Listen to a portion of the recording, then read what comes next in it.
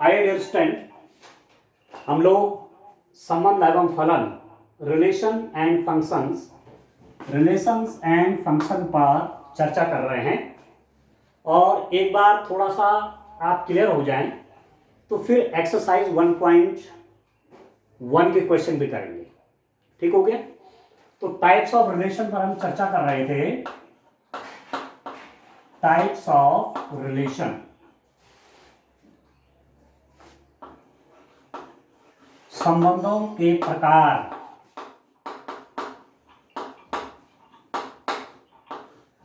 संबंधों के प्रकार, कितने प्रकार के संबंध हम यहां यूज करेंगे। एक तो पहला संबंध हमने कहा था रिक्त संबंध,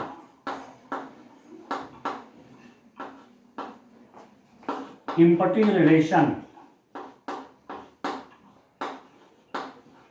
इम्पटी रिलेशन में मैंने एक एग्जांपल आपको दिया था कि कोई बॉयज स्कूल है और वहां स्टूडेंट के बीच में कोई रिलेशन आप मानते हैं। जैसे मैं कह रहा हूं भाई बहन का संबंध, भाई और बहन का संबंध। तो मैंने ऑर्डर पे लिया आर मतलब रिलेशन। यहां हम संबंध को आर से दिखाएंगे। आर इज इक्वल टू कैसे, A B such that A B की बहन है।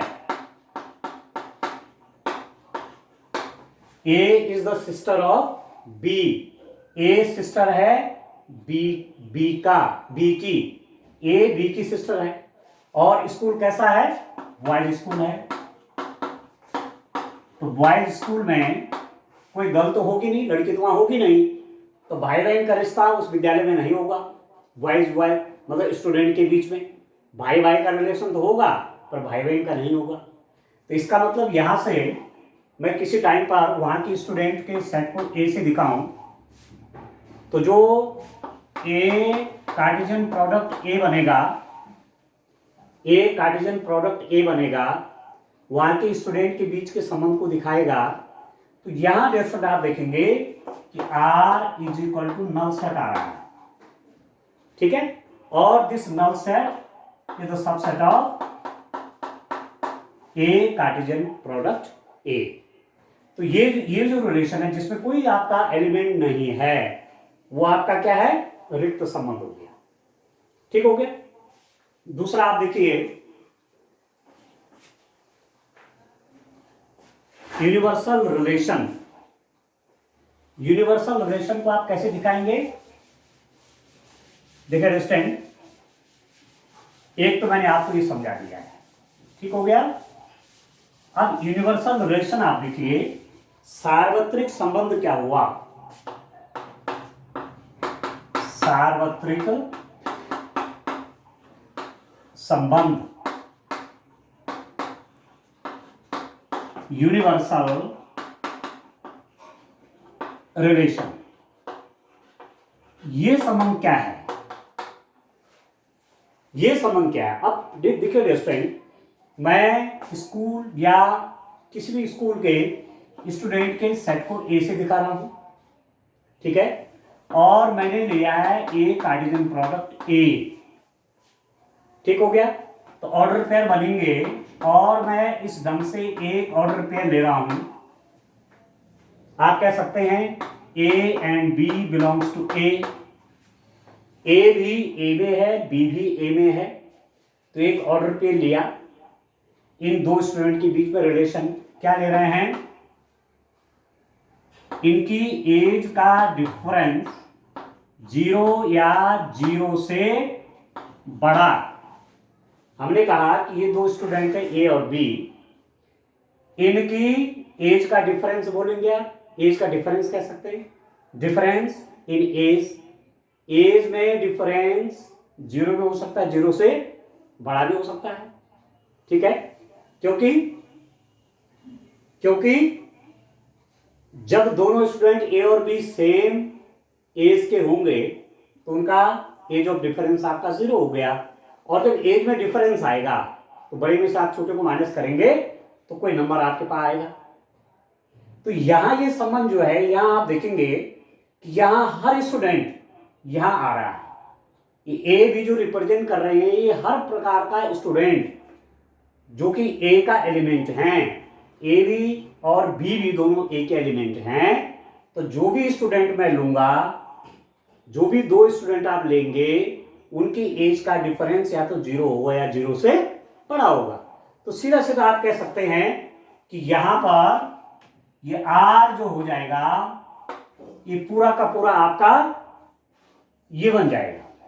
ठीक है, यहां पर आर ही आपका पूरा का पूरा ये कार्टेशियन प्रोडक्ट बन जाएगा, क्योंकि जितने भी स्टूडेंट होंगे उस स्कूल के अंदर, उन सारे स्टूडेंट का जब आप कार्टेशियन प्रोडक्ट बनाएंगे तो पूरा का पूरा क्या बन जाएगा, आर बन जाएगा, संबंध बन जाएगा। प्रत्येक का प्रत्येक से संबंध जो होगा, एज का संबंध आप यहां पर ले रहे हैं, तो वो 0 या उनके एज का डिफरेंस 0 या 0 से बड़ा होगा। ठीक हो गया, क्लियर, समझ में आएगा। ठीक है स्टूडेंट, तो यहां पर ये संबंध क्या बन गया, पूरा ये Cartesian product A, Cartesian product A. तो ऐसी स्थिति में ये क्या कहलाएगा आपका, ये आपका यूनिवर्सल रिलेशन हो गया। ठीक हो गया। अब आगे आप देखिए, मैं लेता हूं एक रिलेशन और यहां पर स्टूडेंट स्वतुल्य संबंध, रिफ्लेक्सिव रिलेशन। क्या होता है रिफ्लेक्सिव रिलेशन, आप देखिए थर्ड वाला देखिए, स्वतुल्य संबंध।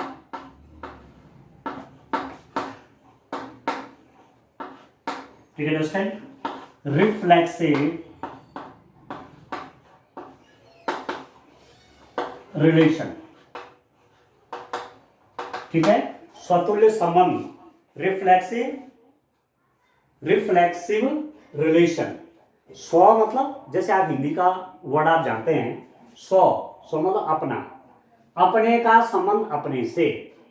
यदि मैं कोई सेट ले लूं ए, ठीक है, और ए बिलोंग्स टू ए, को एलिमेंट लिया मैंने इस सेट का ए, और आर एक ऐसा रिलेशन है, आर एक ऐसा रिलेशन है कि A such that A belongs to ए।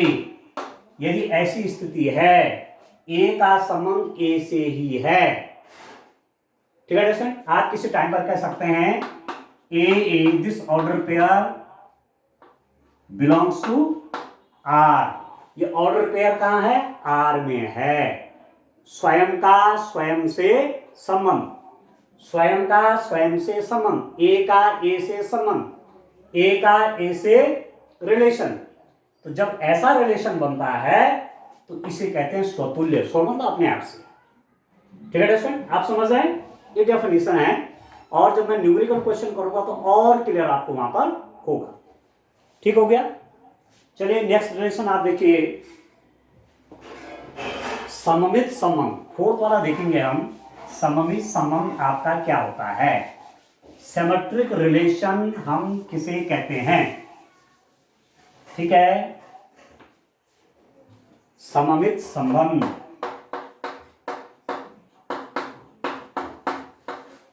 ध्यान से देखेंगे, सिमेट्रिक रिलेशन, ये हमारे पास क्या है, सिमेट्रिक रिलेशन। ठीक है, सममित संबंध क्या है। आप देखिए, किसी टाइम पर मैं यदि किसी सेट के दो एलिमेंट ले लूं, A B belongs to A, means A belongs to A, इस सेट ए का ये एलिमेंट है ए, और बी इसका एलिमेंट है। ठीक है, किसी टाइम पर मैं एक रिलेशन आर कंसिडर करूं और मैं कहूंगा कि A B belongs to R, A B belongs to R, and यदि ऐसा है कि B A also belongs to R, A B R में है। ठीक हो गया, ए और बी ये ऑर्डर पेयर जो बना ना ए बी ऑर्डर पेयर मतलब ए का बी से संबंध है, वो कहाँ आर में है। और यदि ऐसा भी है कि B A belongs to R, आपने क्या करते हैं इनका ऑर्डर चेंज कर दिया, A B belongs to R, A B जो ऑर्डर पेयर है वो भी आर में है, आर मतलब ये रिलेशन आपने माना हुआ है, और बी ए भी किस में है, आर में है। यदि ऐसा हो रहा है तो ये रिलेशन आर आपका क्या कहलाएगा, सिमेट्रिक रिलेशन कहलाएगा, सममित संबंध कहलाएगा। ठीक है, A B belongs to R, B A belongs to R, A C belongs to R, C A belongs to R, तो ये रिलेशन क्या है, ये सिमेट्रिक रिलेशन है। ठीक है दोस्तों, क्लियर हो गए। चलिए एक संबंध और देखते हैं, नेक्स्ट ट्रांजिटिव रिलेशन, संक्रामक संबंध। क्या होता है ट्रांजिटिव रिलेशन, इनको आप कॉपी में लिख करके ये रिलेशन आप तैयार करेंगे।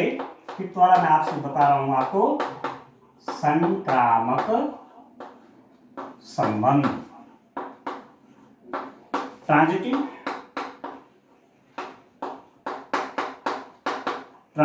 रिलेशन। ठीक है दोस्तों, ट्रांजिटिव क्या होता है, ट्रांजैक्शन।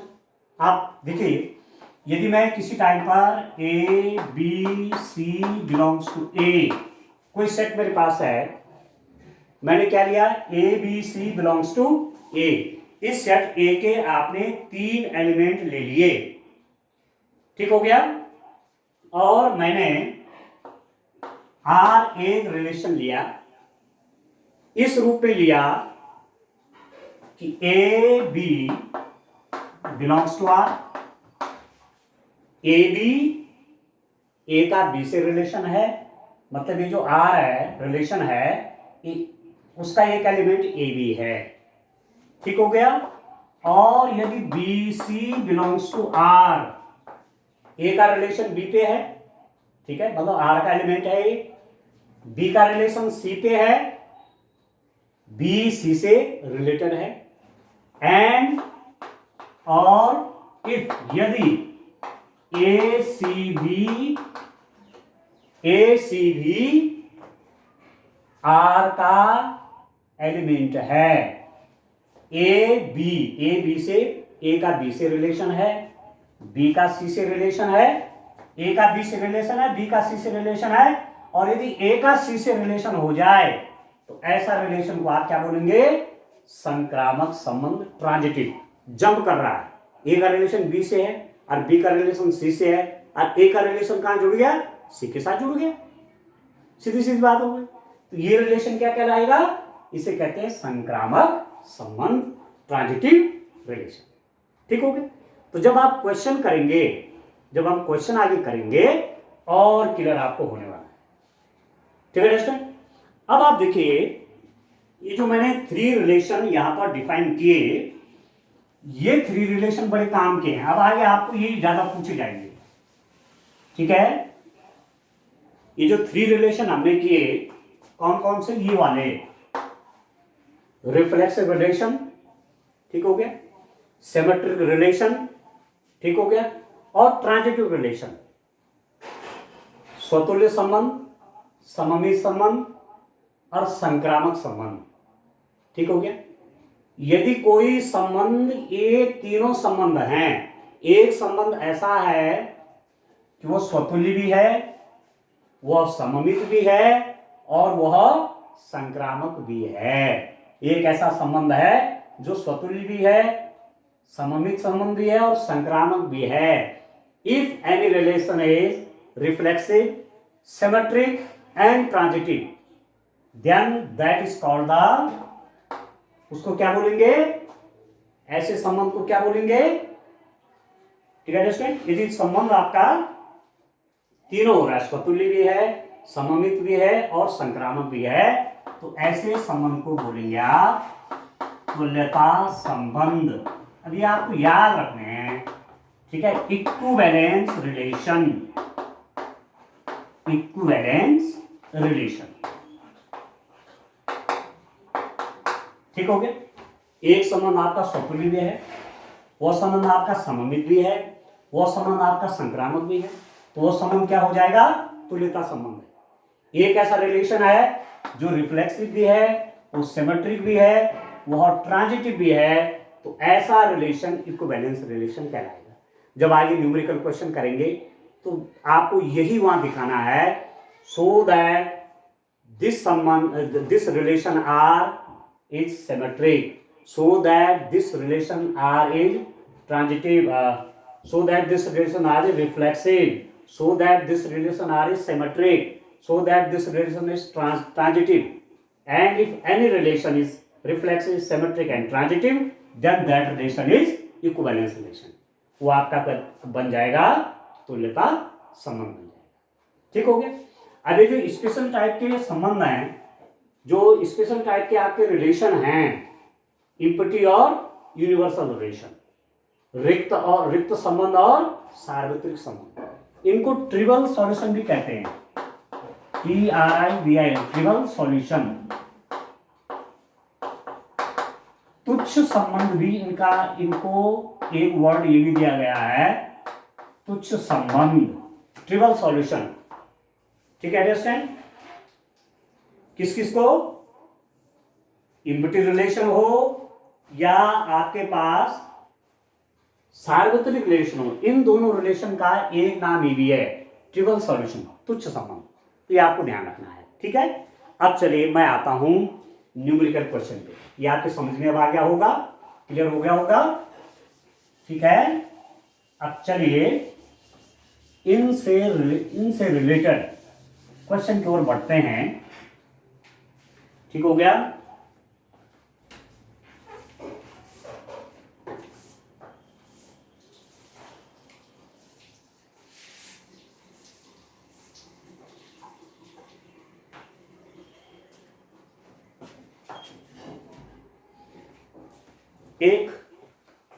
एक न्यूमेरिकल लेता हूं स्टूडेंट, उससे आपको ये रिलेशन और क्लियर हो गया। ठीक हो गया। चलिए मैं रिलेशन ऑफ कॉन्ग्रुएंस लिखता हूं। ठीक है, सर्वांग समता का संबंध। सर्वांग समता तो आपने कक्षा 8 तक पढ़ी है। क्या होते हैं सर्वांग त्रिभुज, क्या होते हैं कॉन्ग्रुएंट ट्रायंगल। ठीक है, तो देखिए यदि किसी टाइम पर एक क्वेश्चन मैं ले लूं, मान लीजिए T किसी समतल में स्थित समस्त त्रिभुजों का समुच्चय है। T जो है ये सेट है। कैसा सेट है? किसी प्लेन में हर प्रकार का ट्रायंगल है। ठीक है, मतलब उसमें आपके विषमबाहु भी होंगे, समबाहु भी होंगे, समुद्रबाहु भी होंगे। ठीक है दोस्तों, हर प्रकार के ट्रायंगल आपके पास इस टी में हैं। ठीक है, और मैं एक संबंध ले लूं, क्या? सर्वांग सम, सर्वांग सम, कॉन्ग्रुएंट। कैसा संबंध? सर्वांग सम, कॉन्ग्रुएंट रिलेशन। अब देखिए पहले तो आप कॉन्ग्रुएंट रिलेशन समझ लें। सर्वांग सम, सर्वांग समता क्या होता है? एक ट्रायंगल आपके पास ABC है, दूसरा ट्रायंगल मेरे पास PQR है। ठीक है, दो ट्रायंगल ले लें, ABC और दूसरा क्या है? PQR। यदि इसकी ये साइड इसके बराबर हो, side AB is equal to side PQ, side BC is equal to side QR, और side AC is equal to side PR। दो ट्रायंगल इस टाइप से हैं कि इसकी साइड AB इसकी साइड PQ के इक्वल है। लेंथ माने 5 है, ये 5 सेंटीमीटर है। बेस BC साइड जो है माने 6 सेंटीमीटर की, ये भी 6 सेंटीमीटर की। तो BC की लेंथ आपकी QR की लेंथ के बराबर है। और तीसरी साइड AC माना PR, इसकी लेंथ भी बराबर है, माना ये 7 सेंटीमीटर है। तो आप लिख देते हैं triangle ABC is congruent to triangle PQR। ये जो ट्रायंगल ABC है वो ट्रायंगल PQR के कॉन्ग्रुएंट है। या आप लिख सकते हैं कि ट्रायंगल ABC व ट्रायंगल PQR सर्वांग सम हैं। सर्वांग सम हैं, कॉन्ग्रेंट हैं। ठीक है, ट्रायंगल कॉन्ग्रेंट कब होंगे? जब उनकी three side corresponding side equal होंगी। एक साइड इसके इक्वल है, ये साइड इसके इक्वल, एक साइड इसके इक्वल है। यदि साइडें इक्वल हैं ट्रायंगलों की, तो उनके एंगल भी डिस्टेंट इक्वल होते हैं। ये एंगल इसके इक्वल होगा, ये वाला एंगल इसके इक्वल होगा, और ये वाला एंगल इस एंगल के इक्वल। ठीक है, तो ट्रायंगल में थ्री साइड होती हैं, थ्री एंगल होते हैं, तो दो ट्रायंगल आपके कॉन्ग्रुएंट होंगे जब उनके थ्री साइड्स और थ्री एंगल इक्वल होंगे करस्पॉन्डिंग। वैसे आपने कई कंडीशन पढ़ी है कॉन्ग्रुएंसी की, तो यहाँ पर मेरा उद्देश्य उस पर जाने का, ज्योमेट्री की ओर जाने का नहीं है। हमारा उद्देश्य है कि ट्रायंगल, आपने कोई सेट लिया ट्रायंगल का किसी प्लेन में, और आप एक संबंध डिफाइन कर रहे हैं सर्वांग सम, सर्वांग समता का संबंध। ठीक है, तो ये कैसा रिलेशन है, ये आपको शो करना है। अब ये तो क्लास 8 तक का सिलेबस हो गया ना, मैं थोड़ा सा आपको पुराना थोड़ा याद हो जाए, इस कारण ये एग्जाम्पल आपको दिया। परंतु हमको तो 12th की मैथमेटिक्स पढ़ रहे हैं, तो हम कॉन्ग्रुएंस पर चर्चा क्यों कर रहे हैं, हम सर्वांग समता पे चर्चा क्यों कर रहे हैं? या ये रिलेशन है, आपको उस रिलेशन को दिखाना है कि ये रिलेशन किस टाइप का है। ठीक हो गया? तो देखिए डियर स्टूडेंट, मतलब आप समझ गए होंगे यहां पर कि मेरे पास एक एक ट्रायंगल का सेट है किसी प्लेन में, जितने टाइप के ट्रायंगल हो सकते हैं। मैंने आर एक रिलेशन ले रखा है, वो रिलेशन क्या है? सर्वांग समता का संबंध या कॉन्ग्रुएंट रिलेशन है। ठीक है दोस्तों, अब किसी टाइम पर T1 बिलोंग्स टू T, एक ट्रायंगल है T1, वो कहां? T में होगा। हम कह रहे हैं कि समस्त प्रकार के ट्रायंगल हैं, हर प्रकार का ट्रायंगल इस T के अंदर है। तो किसी टाइम पर आप कह सकते हैं कि T1 बिलोंग्स टू R, मतलब R क्या है? सर्वांग समता का संबंध है, कॉन्ग्रुएंट रिलेशन है। तो एक ट्रायंगल स्वयं का कॉन्ग्रुएंट होगा। आप किसी टाइम पर कह रहे हैं कि ट्रायंगल आपका एबीसी है और ट्रायंगल आपका क्या है? पीक्यूआर है, या आप पीक्यूआर क्यों लेंगे? एबीसी लेंगे जब सेम प्रकार के ट्रायंगल है। एबीसी ट्रायंगल, तो इसकी लेंथ इसके इक्वल हो गई, इसके साइड की लेंथ इसके इक्वल हो गई, साइड की लेंथ इसके इक्वल हो गई, और ये एंगल इसके इक्वल होगा, ये एंगल इसके इक्वल होगा, ये एंगल इसके इक्वल होगा। तो प्रत्येक ट्रायंगल स्वयं का सर्वांग सम है। Every triangle is congruent to itself, प्रत्येक ट्रायंगल स्वयं का सर्वांग सम है, स्वयं के साथ सर्वांग समता की स्थिति है। ठीक है, और सर्वांग समता का एक और उदाहरण मैं आपको दूं कि एक ट्रायंगल को उठा करके दूसरे के ऊपर रख दे तो पूरा ढक जाए, पूरा ढक जाए, ना बड़ा हो ना छोटा हो, सेम साइज का, शेप एंड साइज सेम, वो कॉन्ग्रुएंट है, कॉन्ग्रुएंट ट्रायंगल है। तो प्रत्येक ट्रायंगल स्वयं का क्या होता है? कॉन्ग्रुएंट होता है, सर्वांग समता का संबंध है ना। प्रत्येक ट्रायंगल स्वयं का सर्वांग सम है। तो यहां पर क्या लिखेंगे आप? प्रत्येक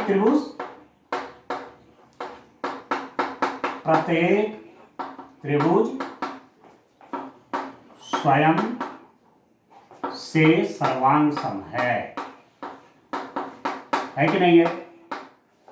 सर्वांग सम है एवरी ट्रायंगल। ठीक है, आप नोट भी करते रहें, जो मैं यहां से पढ़ा रहा हूं उसको आप नोट भी करते रहें कॉपी में। ठीक है ना, कॉपी में आप नोट करते रहें। ठीक हो गया? एवरी ट्रायंगल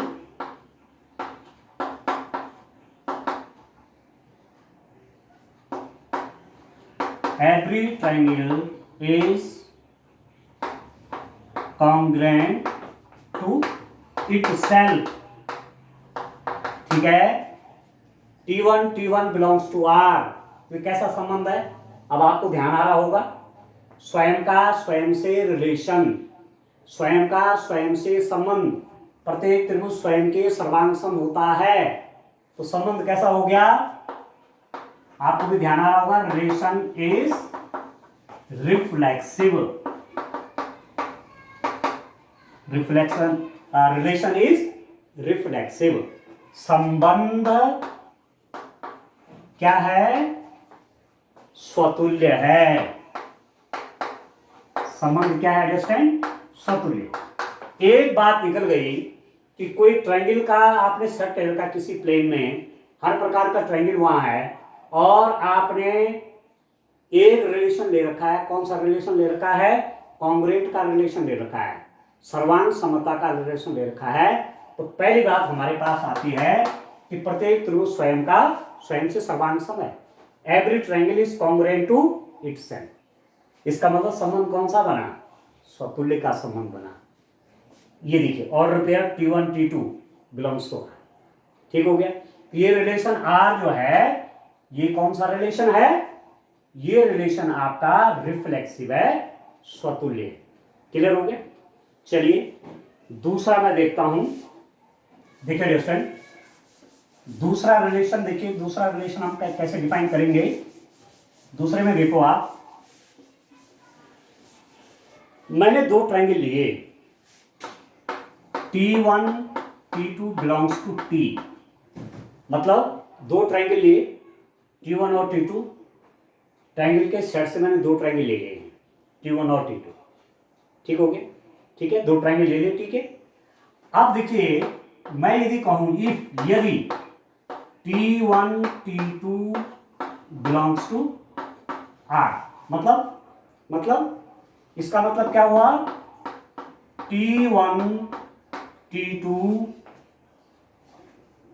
T2 सर्वांग सम हैं, ठीक हो गया। ट्रायंगल्स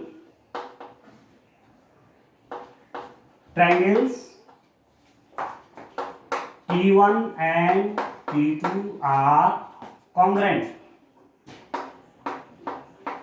ठीक है। यदि मैंने कहा कि दो ट्रायंगल T1 T2 ले लिए, ये R में, R मतलब R क्या ले रखा है, कॉन्ग्रुएंट रिलेशन ले रखा है। इस रिलेशन के में है ये ऑर्डर पेयर T1 T2 के कॉन्ग्रुएंट है, T1 T2 के सर्वांग सम है। इसका मतलब क्या हो जाएगा, this implies that T2 T1 belongs to R। यदि T1 T2 किस का सर्वांग सम है, T1 और T2 सर्वांग सम त्रिभुज हैं, T1 एंड T2 कॉन्ग्रुएंट हैं, इसका मतलब T2 और T1 भी होंगे, ठीक है। आगे पीछे कर देंगे तो कोई फर्क थोड़ी पड़ेगा। इसका मतलब क्या हुआ, this implies that T2 and T1 are also congruent, ठीक है। आप हिंदी में क्या लिख देंगे, T2 और T1 भी सर्वांग सम होंगे। जब T1 T2 सर्वांग सम है तो T1 भी क्या होंगे, सर्वांग सम होंगे। तो ये कैसा रिलेशन होता है, this implies that R is symmetric, R is symmetric relation. कैसा रिलेशन है R, सममित संबंध है, ठीक है। अंडरस्टैंड, कितना बढ़िया एग्जांपल है। ये स्वतुल्य भी था, मतलब रिफ्लेक्सिव भी था, और ये सिमेट्रिक भी है, सममित भी है संबंध, ठीक है। अब तीसरा संबंध जो आपने पढ़ा, उस पर देखते हैं कि ये रिलेशन R वहां फिट होता है या नहीं। अब देखिए अंडरस्टैंड, ठीक हो गया।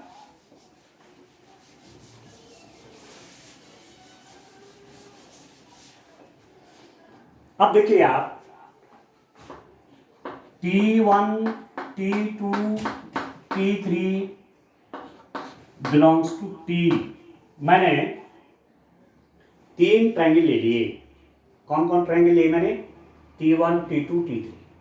ये T1 भी T में है, T2 भी T में है, और T3 भी T में है। और यदि if T1 T2 belongs to R, अब आप समझ लीजिए, बहुत क्लियर यहां पर है कि यहां सिंगल एलिमेंट है, देख रहे हैं आप, ये टी के एलिमेंट है, किसी सेट के हैं, और यहाँ जो एलिमेंट होंगे वो ऑर्डर पेयर के रूप में, रिलेशन के जो एलिमेंट होते हैं वो किस रूप में होते हैं, ऑर्डर पेयर के रूप में, क्रमिक रूप के रूप में। जैसे यहाँ पर T1 T2 लिख दिया, T1 T2 belongs to R, मतलब इसका मतलब क्या हुआ, T1 T2 सर्वांग सम है, ये मैं मान रहा हूं, T1 and T2 are congruent, ठीक है, T1 T2 कॉन्ग्रेंट है, ये मैंने मान लिया। मैं ये भी मान रहा हूं कि T2 T3 belongs to R, T2 T3 भी क्या है, कॉन्ग्रेंट है। This implies that T2 T3 सर्वांग सम है, ठीक है, T2 and T3 are congruent. तो दिस इंप्लाइज दैट क्या मिल जा रहा है डिस्टेंस, मतलब T1 T2 belongs to R, T2 T3 belongs to R। क्या रिजल्ट निकला, T1 T2 कॉन्ग्रेंट है, सर्वांग सम है, T2 T3 सर्वांग सम है। तो इसका मतलब भाई इसके सब अंग इसके समान है, इसके सब अंग इसके समान है, तो क्या रिजल्ट निकला, T1 T2 सर्वांग सम है, T2 T3 सर्वांग सम है, T1 और T2 एक ही जैसा है, एक दूसरे के ऊपर रखेंगे फिट हो जाएगा, शेप एंड साइज। T2 और T3 भी एक ही टाइप के हो गए, एक दूसरे को फिट करोगे रख जाए, पूरा का पूरा ट्रायंगल एक दूसरे के ऊपर आ जाएगा, ठीक है, कॉन्ग्रेंट। तो इसका मतलब क्या हुआ, T1 T3 belongs to R, इसका मतलब हुआ T1 T3 सर्वांग सम है, ठीक है, T1 and T3 are congruent, ठीक है दोस्तों। T1 T2 belongs to R, T1 T2 का कॉन्ग्रेंट था, T2 T3 कॉन्ग्रेंट है, इससे रिजल्ट निकला कि T1 T3 कॉन्ग्रेंट है। T1 T2 के कॉन्ग्रेंट था, T1 T2 सर्वांग सम है, T2 T3 के सर्वांग सम है, T2 और T3 सर्वांग सम है, तो T1 T3 सर्वांग सम हो जाएंगे, सीधी सीधी बात हो गई। इसका मतलब ये रिलेशन क्या हुआ, this implies that R is transitive, R is transitive relation, ठीक है, R संक्रामक है, R संक्रामक संबंध है, ठीक है। अब रिजल्ट के रूप में लास्ट में मैं क्या लिख दूंगा, मेरे पास आ क्या रहा है, एज रिजल्ट मुझे क्या मिल रहा है स्टूडेंट, आपने ये R देखा, ये जो रिलेशन R है ये आपका क्या है, ये स्वतुल्य भी है, ठीक है, सममित भी है और संक्रामक भी है, ठीक है। आपने देखा, क्या देखा, नंबर 1 R इज रिफ्लेक्सिव, ठीक है, R क्या है, स्वतुल्य है, ठीक हो गया। दूसरा आपने क्या देखा, R इज सिमेट्रिकल, मतलब R सममित है, और तीसरा आपने क्या देखा, R इज ट्रांजिटिव, R संक्रामक है, ठीक है, ठीक है दोस्तों। R स्वतुल्य भी है, ये जो संबंध कॉन्ग्रेंस का संबंध था, संबंध आपका ये है, किसी ट्रायंगल के अंदर किसी ट्रायंगल का सेट है आपका, किसी प्लेन में ले रखा है, उसके अंदर R जो है एक संबंध हमने डिफाइन किया है सर्वांग समता का, ठीक है, कॉन्ग्रेंट रिलेशन, और वो रिलेशन R क्या मिला, वो मिला स्वतुल्य, मतलब रिफ्लेक्सिव। R क्या मिला, सममित, सिमेट्रिक। R क्या मिला, ट्रांजिटिव, संक्रामक, और ऐसा संबंध जो तीनों होता है, जो आपका स्वतुल्य भी है, जो आपका सममित भी है, जो आपका संक्रामक भी है। यदि कोई संबंध तीनों है, स्वतुल्य, सममित, संक्रामक, तो उसे क्या बोलते हैं? तुल्यता संबंध कहते हैं। If a relation is reflexive, symmetric and transitive, then this implies that R is equivalence relation. R is equivalence relation. R एक तुल्यता संबंध है। ठीक है अंडरस्टैंड? R एक तुल्यता संबंध है। तुल्यता संबंध क्यों है? स्वतुल्य भी है, सममित और संक्रामक भी है। आर इक्विवेलेंस रिलेशन क्यों है? क्योंकि रिफ्लेक्सिव भी, सिमेट्रिक भी और ट्रांजिटिव भी है। तो इस एग्जांपल से आपके दिमाग में क्लियर आ गया होगा कि कोई रिलेशन कब स्वतुल्य होता है, कोई रिलेशन कब संक्रामक होता है, कोई रिलेशन कब